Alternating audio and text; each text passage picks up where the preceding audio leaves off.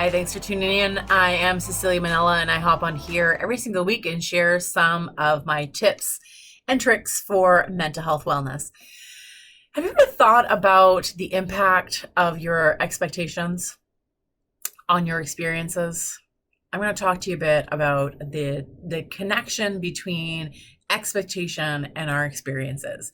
Now, we talk a lot in therapy about what are the expectations and are we communicating expectations. This is really important in any kind of relationship. Now, when I say any relationship, I mean all relationships. We are relational beings. We love to be in connection and relationship with other humans. So this is pretty much applicable to you and everybody else. So expectations are these thought patterns that we have about how we think something should be or someone should be. So the word should will be a red flag for you to know that that's an expectation. So if you ever find yourself thinking should, or you say the word should, know that means there's an expectation attached to whatever it is that you're saying. So should is an indication of expectation. Now, expectations in general are not bad. They're not bad or good. They actually don't exist in this morality of good or bad. What it is about thinking about the expectations that you hold. How do they connect to the experiences you will have? Okay, so it's not good or bad. Our expectations will dictate our experiences for the most part. So a good example of this is I recently went to a drop-in fun kind of dance class. And I worked really hard at challenging the thought process because my brain will immediately go to a place of everyone's going to be looking at me, or I'm going to be looking at other people, or I'm going to be the oldest person there, or I'm going to be like the heaviest person there. It goes into this whole judgment thing. Now, the brain automatically will do that. It's part of its functioning. It's part of its safety protocol, and we're constantly in this state of comparison. But I am not my thoughts. So as my brain is kind of trying to figure this thing out, the reason I really wanted to go is to have fun. So I focused on my expectation of this experience is just going to be that I'm going to have fun. And this other part of my brain that is full of its fears and its judgments of me and fear of being judged by others is still running amok. So these two things exist at the exact same time. It's not one or the other. You have the ability to hold these two things. So the brain is just doing what it needs to do. And what it does is just basically warning me that this might be a dangerous situation. And not dangerous as in actually physically dangerous, but socially dangerous in the sense that I will be exposed to something. So I go to this dance class with the expectation that I choose is just to have fun. Now, it was lovely to be in this space where it seemed like that was a mutual expectation of all the other women in the space, is that they also expected just to have fun. And with this expectation in mind, it allowed me to have the experience of fun. Now you got it. So my expectations of events can actually influence my experience. Now, if I gone into this event and this situation with a different expectation of being a good dancer, with the expectation of knowing more than I know, going into this thinking that everybody else there is going to be way more experienced than me and I'm going to be the only odd person out. Now, there can be lots of expectations that I could have gone into this situation, and it would have dictated the outcome. It would have dictated my experience of what happened. But instead, I went in with the expectation of having fun, and guess what? I had a lot of fun. Now, it's a simplified version of it, but I challenge you to really think about how many times you walk into simple encounters or situations with these expectations. And are your expectations matching what the situation actually is? And are your expectations too high? Are they too complicated? And if they are, then maybe we need to just simplify them.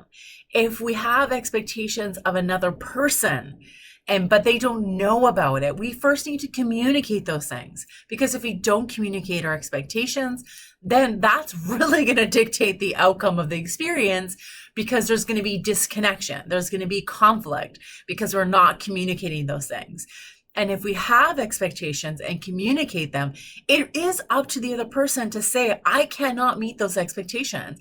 I don't have the capacity, the ability, the bandwidth to be able to meet those expectations. Now, it's important to realize that we hold expectations. So I have expectations. It has nothing to do with the other person. And that person has a right to say yes or no to those expectations. And no different than if someone were to give me expectations, I have a right to say I can meet those or I cannot meet those. So this is about boundaries as well. Expectations are about boundaries. What is it that you're thinking about that needs to happen? What are the pressures that you're putting on this experience? And can you bring them back just a little bit? Now, sometimes the argument is, well, is it fair just to have these basic expectations and this is common knowledge or common sense? I would love to say yes, but the answer is actually no. Because what you think is common sense is not common sense to another person. The other person has a different narrative, a different expectation, or a different life experience. So their expectations are very different. Every single person will have their own expectation based on their own life story and their own narrative, their own experiences, things that have happened to them.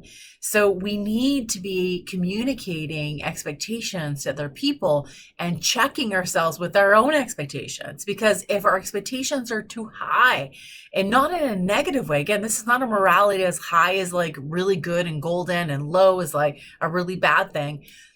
If they're too high, which means they are not appropriate for the situation that is happening, they're not appropriate for the relationship, they're not appropriate for the situation, they're just not appropriate because they're couched in something else, shame, guilt, how you feel about yourself, then they're too high. And we need to kind of lower them down to a place where we can communicate them openly to another person. We communicate them openly to ourselves so that we're honest with ourselves and aware of the expectations that we have so that we can enter these situations, the circumstances, the experience that we're going to have, and know that we are the major influencer in how this actually turns out, that we determine most of all how this experience will go. So our expectations really do dictate our experiences to a large majority. Now, I would say 99% of the time, our expectations will dictate the experience. And I know that you have this learned experience in your life because you probably have had a situation where you've had you're with a friend or your sister or a spouse and you go to an event or a thing happens and you both walk away with a different understanding of that experience. Maybe you had a great time and your friend had a terrible time. Maybe you had a terrible time and your friend had a great time. But there's a different story that goes along with that experiences. And because of that, it's about the expectation. Most of the time, it's about our expectation. So I want you to dig into this. I want you to be really candid with yourself and challenge yourself to understand, what are my expectations in this situation? Are they realistic? Are they too high? Am I setting myself up for having a terrible experience because I'm going in with expectations that are not appropriate for the situation? Can I change them and make them more appropriate? Can I make them a little bit more simple? If we have simple expectations or easier outcomes. If the expectations, I'm here to have fun, then that's really easy. If the expectation is, I'm here to prove that I have dance skills and I do this and I do that, then that gets really complicated. So I want you to really think about expectations being really simple, really basic, and communicate them to yourself first of all, and then being able to communicate with other people. So I hope you found this helpful and are going to dig into your expectations. I'll see you next week.